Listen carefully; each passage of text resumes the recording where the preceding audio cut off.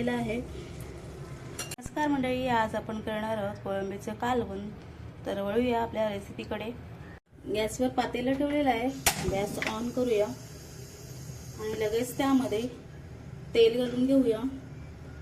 एक मोठा चमचा होईल इतकं तेल घालूया। तेल गरम झालेलं आहे, आता त्यामध्ये आपण एक चिरलेला कांदा घालूया। मीडियम साईजचा कांदा आहे। 2 चिरलेल्या मिरच्या, पोपटी रंगाची मिरची आहे, जास्त तिखट नसते पण मिरचीचा स्वाद कालवणाला खूप छान येतो। ठेचलेलं लसूण, हे सर्व आपल्याला गुलाबी रंग येईपर्यंत परतून घ्यायचं आहे। तर गॅस मी मीडियम आचेवर ठेवलेला आहे आणि हे सर्व आपण परतून घेऊया। छान असा गुलाबी रंग आलेला आहे। आता आपण मसाले घालून घेऊया। कालवण आपल्याला झणझणीत करायचं आहे, त्यासाठी इथे मी 2 चमचे आगरी पद्धतीचं लाल तिखट घालत आहे। चमच्याची साईज ही आहे। मी कालवण करताना नेहमी एकाच 2 प्रमाण वापरते, म्हणून 1 चमचा हळद,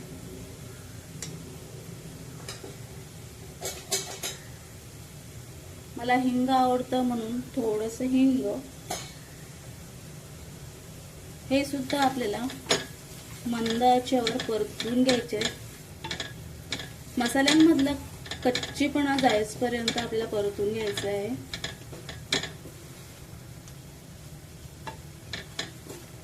आणि हे परतायला साधारणतः 1 मिनिटभर लागतं मंद आचेवर। मंद आचेवर यासाठी की मसाले करपू नयेत किंवा पातेलीच्या तळाला लागू नये, म्हणून मंद आचेवरच ते परतून घ्यायचे। आता तुम्ही बघू शकताय मस्त सुवास बाहेर पडलेला आहे, मसाले परतून झालेले आहेत। आता त्यामध्ये आपण कोळंबी घालून घेऊया। इथे मी पातळी कोळंबी घेतलेली आहे।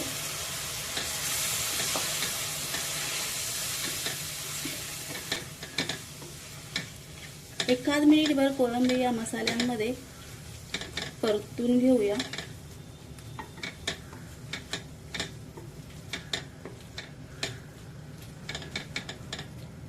आणि चवीपुरतं मीठ घालूया।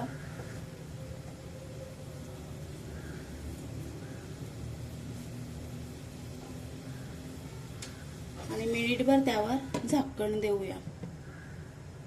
मिनिटभर झालेलं आहे, झाकण काढूया। मस्त वाफ आलेली आहे।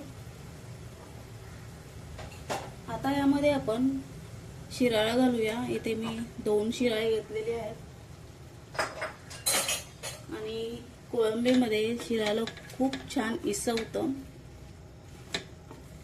मस्त।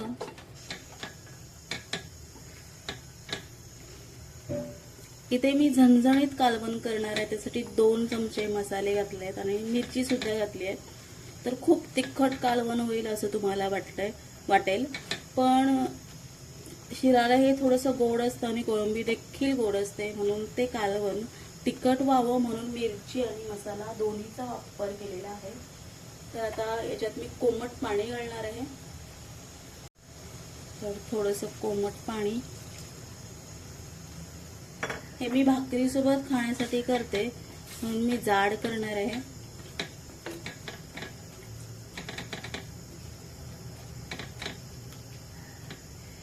तुम्हाला जर बटाटा आवडत असेल तर तुम्ही यामध्ये बटाटा सुद्धा घालू शकता। चिंचांचा सीझन चालू आहे म्हणून मी यामध्ये 2 चिंचा घालत आहे। म्हणजे आज मी आंबटपणासाठी चिंचेचा वापर केलेला आहे। जर तुमच्याकडे चिंच नसेल तर तुम्ही टोमॅटो, कोकम, आंबोशी ह्या गोष्टी घालू शकता। आता यावर झाकण देऊन 3 ते 4 मिनिटं आपल्याला मंद आचेवर हे कालवण शिजवायचं आहे।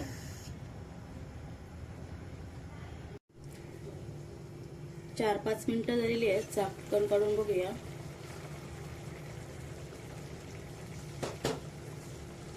मस्त। तर आता ह्या कालवणामध्ये आपण काळ्या खोबऱ्याचं वाटण, पाट्यावर वाटलेला आहे आणि एक टोमॅटो, चिंच घातली आहे तरी सुद्धा मी टोमॅटो घातलेला आहे.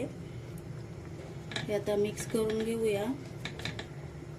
गरम मसाला आणि गॅस आता हाय फ्लेमवर घेऊन झाकण न देता एक छान अशी उकळी काढूया.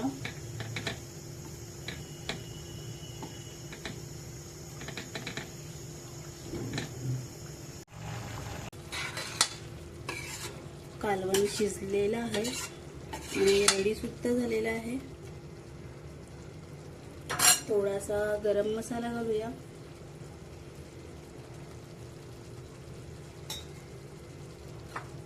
मिक्स करून घेऊ. मस्त चिंच सुद्धा शिजलेली आहे. तुम्ही बघू शकताय. मी तुम्हाला दाबून दाखवते. हे बघा. सीझन मध्ये जे जे नैसर्गिक घटक मिळतात त्यांचा पुरेपूर वापर करावा. आता थोडीशी कोथिंबीर घालूया आणि अशा प्रकारे आपलं कोलंबीचं कालवण तयार झालेलं आहे. करून घेऊया. मस्त. हे आपण भाकरी सोबत खाणार आहोत. तर आता गॅस बंद करून घेते. मंडळी, तुम्हाला रेसिपी आवडली असल्यास नक्कीच लाईक करा. लाईक, कमेंट, शेअर करायला विसरू नका आणि पुन्हा एकदा भेटूया अशाच एखाद्या रेसिपीमध्ये. धन्यवाद.